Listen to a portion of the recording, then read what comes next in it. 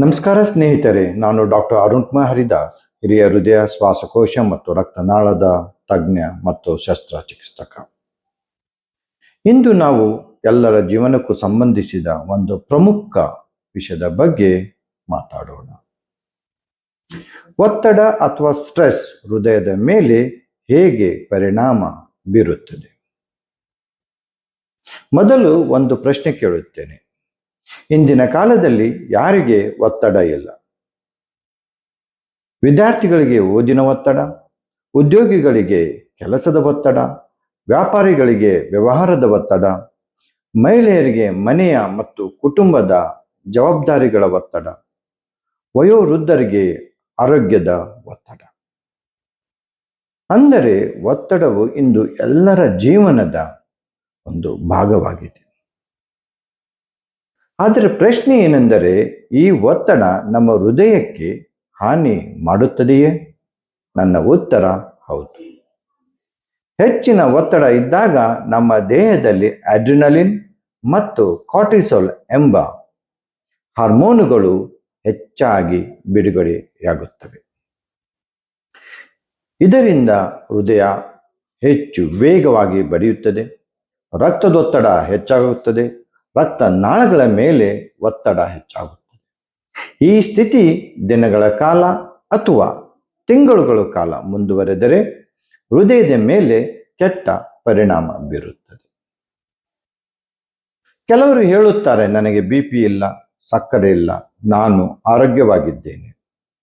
ಆದರೆ ಅವರು ಮರೆತಿರೋದು ಏನೆಂದರೆ, ದಿನವಿಡೀ ಚಿಂತೆ, ಕೋಪ, ಆತಂಕ ಮತ್ತು ನಿದ್ರೆಯ ಕೊರತೆ ಇದ್ದರೆ ಹೃದಯದ ಅಪಾಯ ಹೆಚ್ಚಾಗುತ್ತದೆ.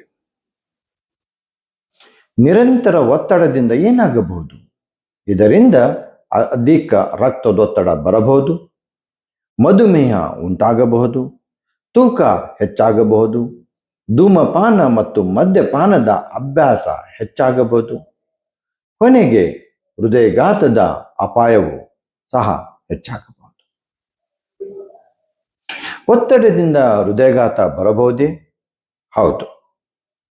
ತೀವ್ರ ಕೋಪ, ದುಃಖ, ಆಘಾತ ಅಥವಾ ಮಾನಸಿಕ ಒತ್ತಡ ಕೆಲವರಲ್ಲಿ ಹಠಾತ್ ಹೃದಯಘಾತ ಅಥವಾ ಹೃದಯದ ಬಡಿತದ ಅಸಹಜತೆಯನ್ನು ಉಂಟು ಮಾಡಬಹುದು. ಆದ್ದರಿಂದ ಮನಸ್ಸಿನ ಆರೋಗ್ಯವು ಹೃದಯದ ಆರೋಗ್ಯದಷ್ಟೇ ಮುಖ್ಯ. ಹಾಗಾದರೆ ಒತ್ತಡವನ್ನು ನಾವು ಹೇಗೆ ಕಡಿಮೆ ಮಾಡಬಹುದು? ಮೊದಲನೆಯದಾಗಿ, ಪ್ರತಿದಿನ ಕನಿಷ್ಠ 30 ನಿಮಿಷ ನಡೆಯಿರಿ ಅಥವಾ ವ್ಯಾಯಾಮ ಮಾಡಿ.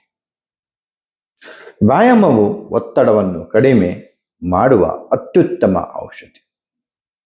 ಎರಡನೆಯದಾಗಿ, ಪ್ರತಿದಿನ 7 ರಿಂದ 8 ಗಂಟೆಗಳ ಕಾಲ ಉತ್ತಮ ನಿದ್ರೆ ಪಡೆಯಿರಿ. ಮೂರನೆಯದಾಗಿ, ಮೊಬೈಲ್, ಸಾಮಾಜಿಕ ಜಾಲತಾಣ ಮತ್ತು ಕೆಲಸದಿಂದ ಸ್ವಲ್ಪ ಸಮಯ ವಿರಾಮ ತೆಗೆದುಕೊಳ್ಳಿ.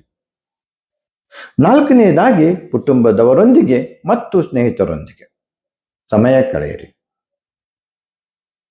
ನಿಮ್ಮ ಸಮಸ್ಯೆಗಳು ಇದ್ದರೆ ಎಲ್ಲರೊಂದಿಗೆ ಹಂಚಿಕೊಳ್ಳಿ. ಐದನೇದಾಗಿ, ಧ್ಯಾನ, ಯೋಗ ಮತ್ತು ಆಳವಾದ ಉಸಿರಾಟದ ಒಂದು ವ್ಯಾಯಾಮ ಮಾಡಿ. ಇವು ಮನಸ್ಸನ್ನು ಶಾಂತಗೊಳಿಸುತ್ತವೆ. ಮತ್ತೊಂದು ಮುಖ್ಯ ವಿಷಯ, ಸಂತೋಷವು ಹಣದಲ್ಲಿ ಮಾತ್ರ ಇಲ್ಲ. ಆರೋಗ್ಯಕರ ದೇಹ, ಶಾಂತ ಮನಸ್ಸು ಮತ್ತು ಉತ್ತಮ ಸಂಬಂಧಗಳೇ ನಿಜವಾದ ಸಂಪತ್ತು. ಕೊನೆಯಲ್ಲಿ ನಾನು ಹೇಳುವುದೇನೆಂದರೆ, ಒತ್ತಡವನ್ನು ಸಂಪೂರ್ಣವಾಗಿ ತಪ್ಪಿಸಲು ಸಾಧ್ಯವಿಲ್ಲ, ಆದರೆ ಅದನ್ನು ಸರಿಯಾಗಿ ನಿಭಾಯಿಸಲು ನಾವು ಕಲಿಯಬೇಕು. ಆರೋಗ್ಯಕರ ಮನಸ್ಸು ಆರೋಗ್ಯಕರ ಹೃದಯವನ್ನು ನಿರ್ಮಿಸುತ್ತದೆ. ನಿಮ್ಮ ಹೃದಯವನ್ನು ಕಾಪಾಡಿಕೊಳ್ಳಿ, ನಿಮ್ಮ ಮನಸ್ಸನ್ನು ಸಂತೋಷವಾಗಿಡಿ. ಸ್ಟ್ರೆಸ್ ಕಡಿಮೆ ಮಾಡುವುದರಿಂದ ಹಾರ್ಟ್ ಅಟ್ಯಾಕ್ ಅಪಾಯ ಕಡಿಮೆ ಮಾಡುತ್ತದೆ.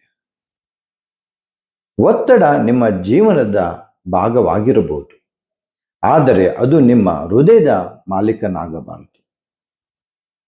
ನಮಸ್ಕಾರ.